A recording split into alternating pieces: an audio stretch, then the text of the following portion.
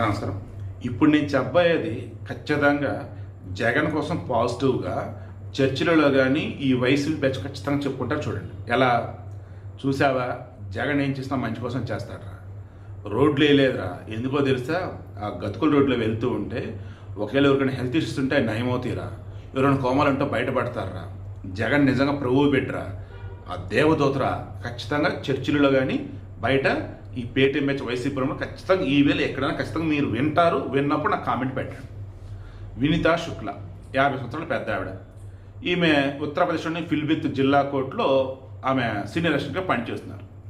మొన్న ఫిబ్రవరి లాస్ట్ వీక్లో పాప అనుకోకుండా ఇంట్లో కింద పడ్డారు, స్పృహ కోల్పోయారు.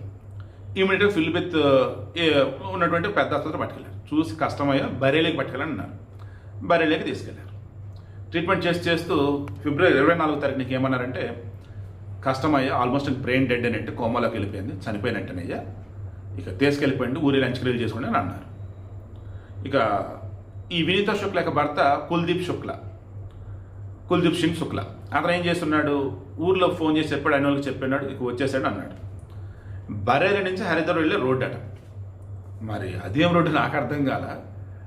హర్షన్గంజ్ సమ్ ఏరియా అటు పెద్ద గొంతు ఉంది, బాడీని అంబులెన్స్లో పట్టి తెస్తున్నారు. ఆ గొంతులో పడ్డ కుదుపులకి అదురుడికి బ్రెయిన్ డెడ్ అయిన మనిషిలో కదలికి వచ్చి కళ్ళు తెరిచింది.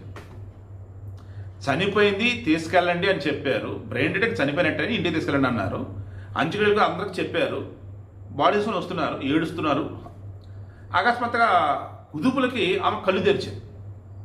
దెబ్బకి భర్త కళల ఆనందం. ఇమీడియట్గా మరలా ఇంకా ఆసుపత్రి పట్టుకెళ్ళారు. ఇంకా ట్రీట్మెంట్ నడిచింది. ఆఫ్టర్ 13 days ఫుల్ ప్లెడ్జ్డ్గా ఆసుపత్రి డిశ్చార్జ్ కూడా అయింది. హ్యాపీగా కూతురు కోడలు పిల్లలతో హ్యాపీగా బిందాస్గా ఉంది. అద్భుతాలు ఇటువంటివే అద్భుతాలేంటి. సో ఇప్పుడు వైసీపీ వాళ్ళు ఏమైనా ఇది చేస్తున్నారు చూసావా, మా జగనన్న ముందు చూపు, అందుకే రోడ్లు ఇలా ఇటువంటి వల్ల చనిపోయాల్సిన బతుకుతారు తెలుసా అని కొట్టుకుంటారు. అంటే ఇంకంతే, వాళ్ళ బడాయికి ఇంకా అంత ఉండదు. ఏ జరిగినా వాళ్ళు మంచిగా అన్నట్టు బిల్డప్ ఇస్తారనమాట. కామెడీగా ఉన్నా సీరియస్గా ఉన్నా నిజం ఏంట్రా అన్నప్పుడు మనకి భూమి మీద నూకలు ఉంటే ఖచ్చితంగా బతుకుతాం. కాకపోతే మన ఎఫర్ట్స్ మనం పెట్టాలి. అది ఇప్పుడు చెప్పండి, జగన్ రోడ్లు లేకపోవటం వల్ల, ఏపీలో రోడ్లు లేకపోవటం వల్ల ఉత్తరప్రదేశ్లో అక్కడ కూడా రోడ్లు వేయలేదా? లేదా యోగి అతిని బ్రహ్మాండంగా పరిపాలన చేస్తూ రోడ్లన్నీ బాగానే ఉన్నా అనుకోకుండా ఒకచోట రోడ్డు మీద గొంతుండి దానివల్ల ఆమె బతికిందా? కింద కామెంట్ తెలియచేయండి.